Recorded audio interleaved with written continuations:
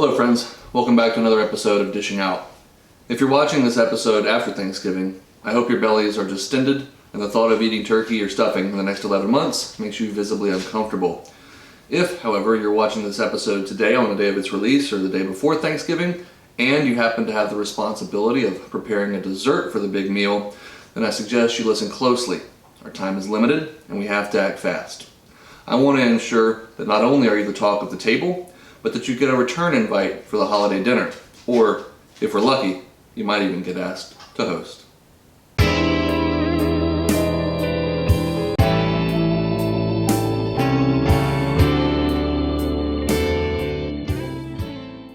I can't think of any dessert that is more classic and iconic during the holidays than pie. Whether it's sweet potato, pumpkin, pecan, apple, cherry, blueberry, blackberry, you name it, the list goes on and on. But to me, the one that is most classic and most traditional is apple pie. Now I know what you're thinking. We try and do things differently on this channel. We try and bring a fresh perspective, and apple pie is, well, pretty much the most straightforward thing you can think of. But here's the thing.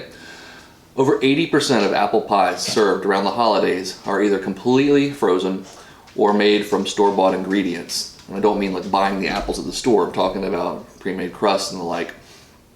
And I find that sad. Now, I understand if you get a call on Wednesday night at 9 o'clock that, Aunt Beverly can't bring dessert this year, and you're being called into action, then fine. Go buy a frozen pie, pop it in the oven, rough up the edges a little bit, and call it your own. But if you've got a few hours or even a couple of days in advance to prepare, and you're still that person who walks down the aisle and picks up some canned stewed apples and a frozen crust, then okay, fine. But do me a favor here, okay? On your way to Thanksgiving dinner, stop by like a Party City or Hobby Lobby. You're gonna need 3 additional items. A big red sponge for your nose, some face paint, and some shoes. Because you, sir or madam, are a clown, all right? If you're gonna make a pie, make a damn pie. All right, let's get started with the crust. Jokes aside, my issue with frozen store-bought pie crust isn't really so much the inherent laziness of it. I get it, we all need to take a shortcut from time to time. But particularly for apple pie, most store-bought frozen crusts are just too shallow to hold enough apples for a proper apple pie. You'll end up filling it up with enough apples to fill in the pie, and by the time it bakes off, it's left kind of sunken and hollow looking with a slight aftertaste of regret. To make a proper apple pie, you need a deep dish pie pan. Something in the 8 to 9 inch range would be great. You could even use an 8-inch cast iron skillet if you had one. I'm using glass today, so let's get started with the dough itself. We only need 4 basic ingredients to form our pie crust. I have here 2.5 cups of all-purpose flour, to which I'm going to add a teaspoon of salt and combine that together. Next, I have 1.5 sticks of unsalted cold butter that I have cubed up into about tiny little pieces here, about a centimeter size. I'm just going to get those into the flour. I'm going to incorporate the butter using a fork so that the heat of my hand doesn't cause the butter to soften, and get it broken down into tiny little pieces all throughout the flour. Once you've got the butter fairly well incorporated, there's no more really large chunks left, we're going to begin by adding ice cold water, about a tablespoon at a time, until the dough just barely starts to come together. It could take 6 tablespoons, it could take 7, it could take 8. Really just depends on the day and the flour and all those other various components. But just add it a little bit at a time, kind of incorporate everything, and then add a little more.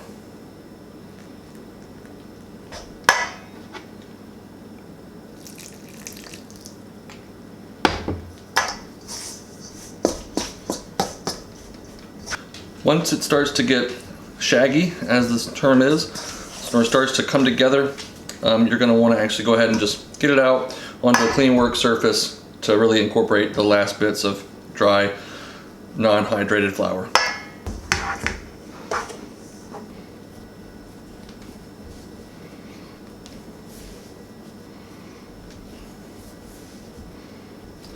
Now, you definitely don't want to work this too much. We're not trying to create a lot of gluten here, and we're absolutely not trying to get all the heat out of our hands in here and melt that cold butter, which we worked so hard to work into the crust. So once it's come together and just tacky to the touch, go ahead and form it into a disc.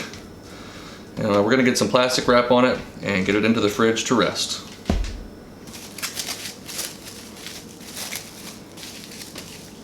So what's the deal with the cold cube butter and the ice water? Well, we want a dough that's tender and flaky, and for that we need our fat to be evenly dispersed throughout the dough. And if you use room temperature butter, it's just gonna melt and incorporate way too homogeneously. We need little pockets of butter and fat dotted throughout the crust. And the ice water and the cold butter makes that possible. If you don't want to go through the workout of kind of smashing up the butter into the flour, you can actually pop the butter into the freezer for an hour or two and grate it in with a cheese grater. Then all you have to do, mix it up, add your water, and you're done. When considering apples for apple pie, you want something that's going to be both tart and also firm to hold up to the long hot cooking process in the oven. Golden Delicious would work fine, Honey Crisp, Rome probably even would be great, but the classic and undisputed champion is green Granny Smith apples. I've got 2.5 pounds that I'm going to get peeled, cored, and chopped up into little slices. I'll meet you back here in a second.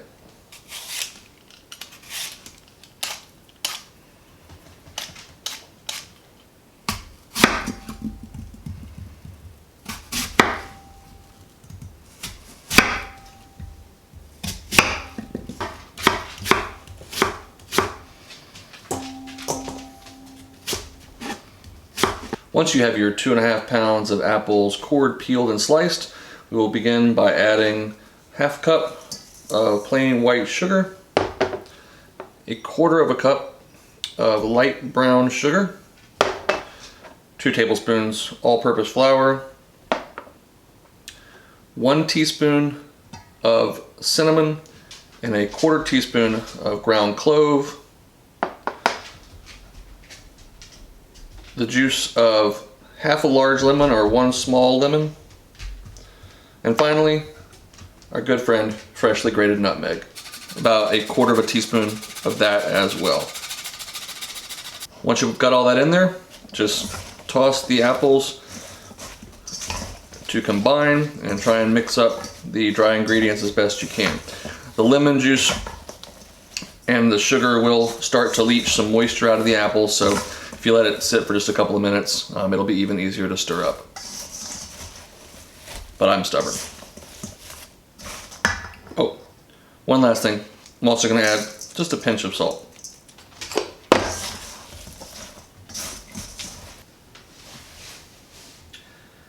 It's time to deal with our dough. And by the way, there is no shame in my apron game. Flour, it's messy, gets everywhere. Don't want it on me. Simple as that, all right? It's not a fashion statement. So we're going to take our dough here that's been in the fridge for about an hour, and we're going to get it out onto a floured work surface. And first things first, we need to half it, because we only need half for the bottom and then half for, the top. Easiest tool for this job is a bench scraper, anything with a sharp edge, but of course a knife would work just fine too. So we're just going to go right in half. You want to get a little flour on the outside of the dough so that it doesn't stick to the board or the pin. And we're going to start rolling. We're looking for it to be about 1/8 of an inch or so thick.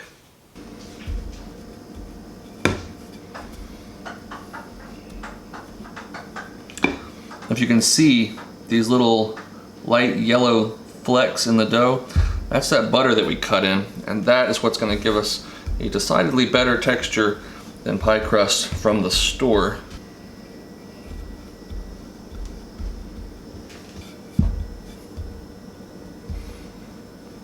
All right, when you think you've got it just about right, time to bring on the pan.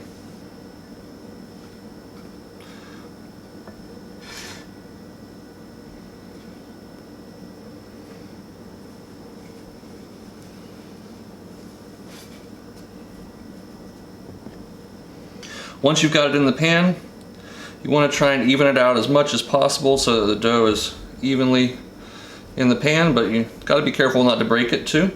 Does that look professional? Does it look store-bought? Hell no, and that's what we want. looks like I just made it, which I did. All right, with our bottom layer of dough in the baking dish, we can go ahead and add our apples.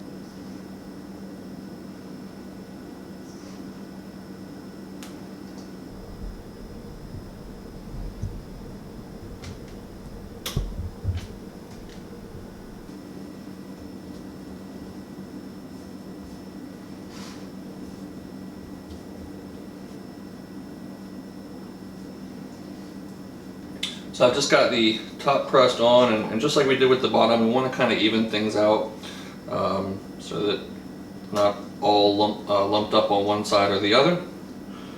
So the last couple of things that I'm going to do here is use a fork to crimp the edges around the sides. It's not really for aesthetics, although that's part of it, but I also want to kind of keep all those liquid and juices in there from bubbling out too much.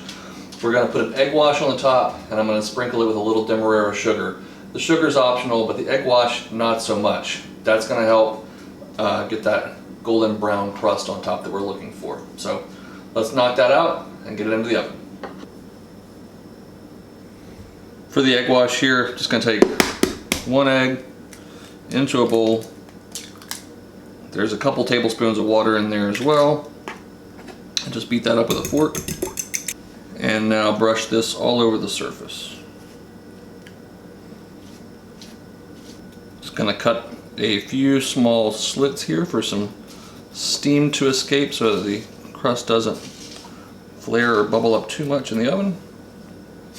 And lastly, I'm going to just sprinkle on a little demerara sugar on the top.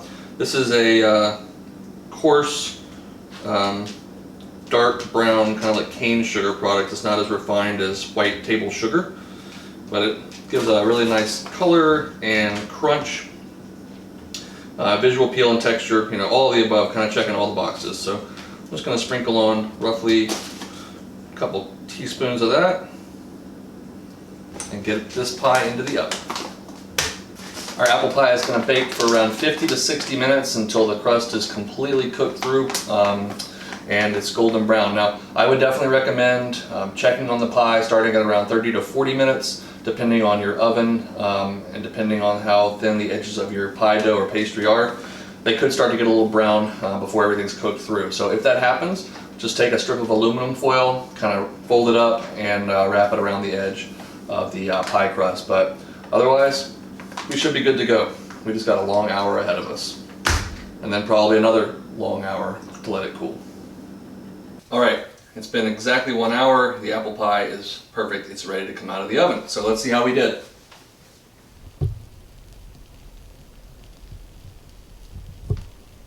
If the thought of making a pie crust or baking anything with flour abjectly terrifies you, then okay, I get it. It can be a little intimidating the first few times, but we still need to find a dessert recipe that's good enough for you to take to your friends and family this Thanksgiving. Something simple, maybe only using 4 ingredients, that doesn't use a whole lot of specialty equipment or preparation. Something that's elegant enough for the occasion. What about creme brulee? Yeah, you do need a little bit of special equipment, a ramekin, but you can get these at grocery stores, you can get them at home goods stores, or if you have more than a day and a half of notice, you can get them online. It uses only 4 ingredients. A couple simple steps. It's elegant enough for any occasion. They can be made in single servings, easily transported, made days in advance. I mean, it checks every box. So why isn't it more popular for Thanksgiving? I don't know. But I'm about to change that. For our basic creme brulee, we're only going to need 4 ingredients. Vanilla extract, and to quote one of my personal heroes, Ina Garten, make sure it's good vanilla extract. Heavy cream, granulated white sugar, and eggs, specifically the yolks. So in my mixing bowl here I have half a cup of white sugar, to which I'm going to add 5 egg yolks. So to separate your egg, just go ahead and crack it, and then pour it into your hand, and just kind of pass the yolk back and forth a couple times until the white runs off. You never want to do this over your actual mixing bowl in case some shell gets in there or some of the white falls in. Just do it over a separate bowl. Easy as that. Alright, now that the egg yolks and sugar are mixed together, I'm just gonna beat them together and incorporate them. Alright, that's fine. Don't have to beat it any more than that. Just make sure that they're fully incorporated, and we'll turn our attention to the cream. Alright, so I've got a sauce pot here with 3 cups of heavy cream in it. I'm just gonna put that over medium-low to medium heat. Stir it every minute or two so the bottom doesn't scorch until it comes up to a bare simmer. We're just getting it warm. We're not trying to reduce it or thicken it at all. Okay, as soon as you start to see bubbles rising to the surface of the cream and it's come up to a simmer, turn the heat off and take it off the heat. And at this point we're going to add just a pinch of salt and 1.5 teaspoons of our good vanilla extract. We don't want to put that in on the heat because a lot of the flavors might cook out. So now here's really the only tricky part of this. We've got our cold to room temperature egg yolks here and the hot cream, and we need to incorporate the two. So if we dump all this cream in, there's a high likelihood that we just scramble or cook these yolks, and it's going to be kind of gross. So with a whisk in one hand, you want to just barely add in just a few drops of our hot cream and stir that in quickly. And we'll do that 1 or 2 more times. And what it does is it starts to bring the temperature of the egg yolks and the custard we're trying to make up to the temperature of the cream, but not too quickly. Alright, by the time you've got 3 additions in there, the temperature is probably safe. Now we can go ahead and add the rest. And definitely keep stirring vigorously to incorporate everything. We're not trying to make whipped cream, but what we don't want is any bit of that egg yolk to coagulate or set. That'd be kind of gross. It is time to get the creme anglaise here into our ramekins. Alright, so I've got a 9x13 baking dish here with our ramekins, and I'm going to add a few cups of water. Alright, next I'm just going to use a ladle and carefully spoon our cream into the ramekins. This line right here at the top, you don't want to fill past that line. That is really the maximum fill point. So why the water bath? Well, really 2 different reasons. First and foremost, this has been so easy up to this point. And that water is absolutely going to scare the bejesus out of me and you when you carry this the 5 feet to the oven, because really the only way at this point to screw this up is to get water into the custard and mess up the texture and all that good stuff. But really the main reason is that water can't get to be higher than 212 degrees, at least at normal atmospheric pressure, which means that the outside of this custard is going to be protected from getting too much heat before the center is cooked through and set. Also, the bit of steam that does come off in the oven is going to help to keep the top of the custard from getting dried out and cracking on us. So these are going to go into a 325 degree oven for about 30 to 40 minutes. Now that's also going to vary depending on if you're using the more shallow ramekins or more vertical ones. There's 2 ways to tell if they're done. You can sacrifice one with a thermometer. You want to make sure it's 170 degrees. You're going to put a sugar coating on the top anyway, so it's not really going to mar the surface too much. The other way that you can do it is just jiggle the pan slightly. I'll show you what they look like, but the custard should jiggle a little bit, but not all out ripple, if that makes any sense whatsoever. But again, I'll give you a visual cue here once they're done. Best part, getting our custard carefully into the oven.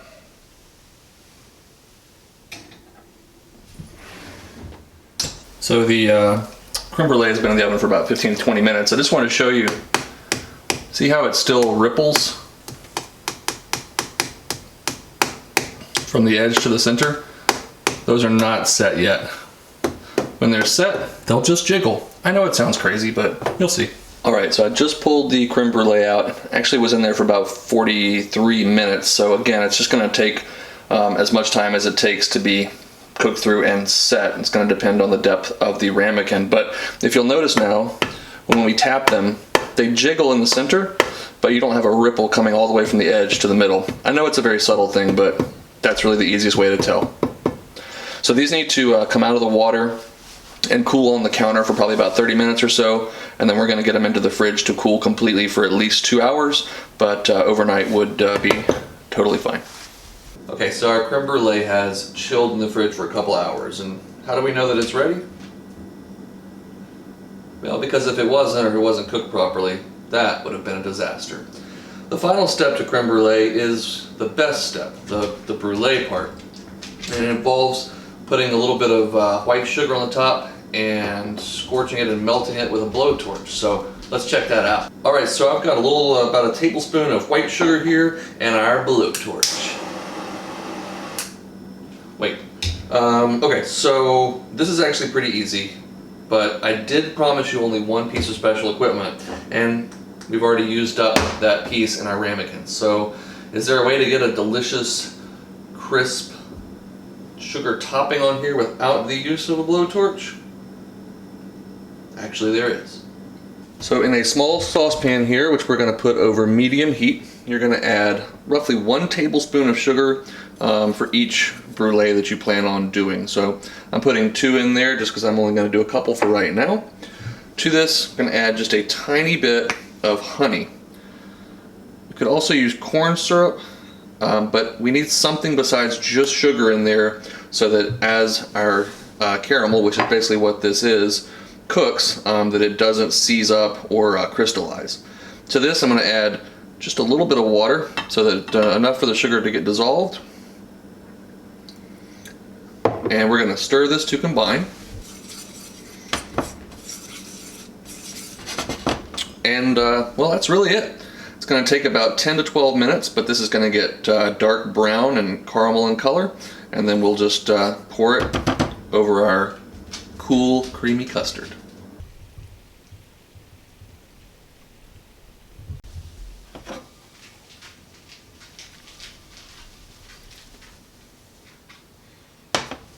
When it smells nutty and like it's just starting to burn and looks like that, nice dark amber color, go ahead and get it off the heat.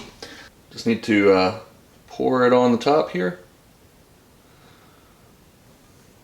And before it sets, quickly pick it up and spin it around on the top.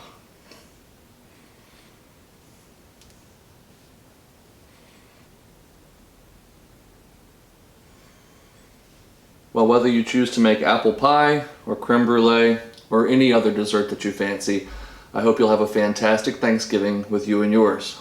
Now, I would love to dive into this pie and tell you how amazing it is, but I've got to let it sit just a little bit longer. What I can sample, however, is our creme brulee. Now, can you hear that? That beautiful glossy caramel topping over the cool, soft custard below. It's an amazing dessert. Can't wait to try it.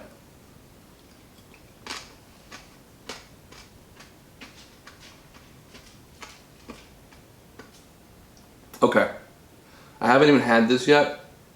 This has to be on your Thanksgiving spread. It's phenomenal. And like I said, you can make it ahead of time and put it in the fridge for even a couple of days before you do the brulee part, and whether you actually have a torch or go get one or just use the pan caramel method that I showed you.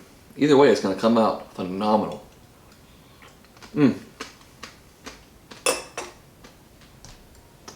going to stay here and eat the rest of this, but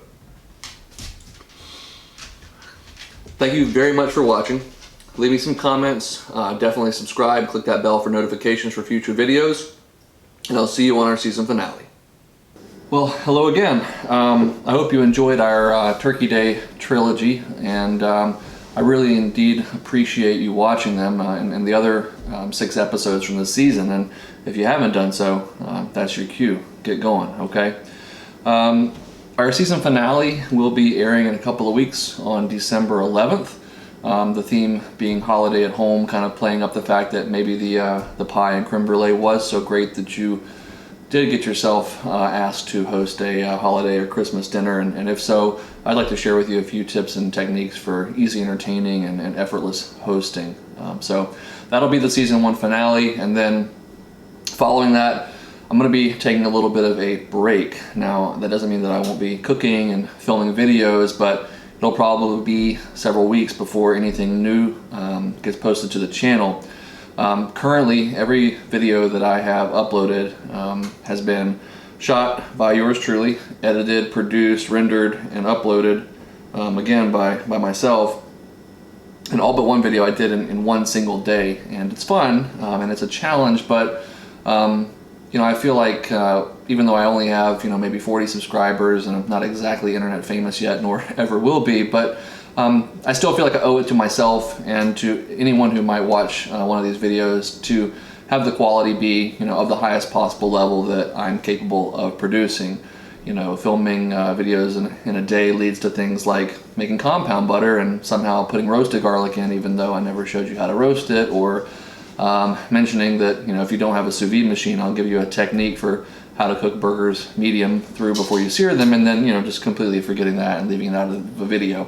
Some people might not notice it. I'm sure some of you all do, but I definitely do, and I just want to be able to put the best possible content out there. So to that end, I've always meant it, but I'll say it one more time. Any feedback, any ideas, any comments, suggestions, critiques, any and all of it, I'm here for it, and I'm going to take all that into consideration as I start to film and create episodes for season 2. I think you can probably expect that in late January or early February. I'm going to work on some other social media stuff to kind of maybe separate personal and online accounts. But anyways, again, I can't say it enough. Thank you so much for watching. Hopefully you've made it to the end of the video and I haven't made you want to pull your hair out with all of my meandering thoughts. But as always, please subscribe. Leave me some comments. Click that bell so you'll get notified when the season finale comes out and when the season 2 starts. And it's going to be a little while, but you know what that means. You've got plenty of time to go make something delicious.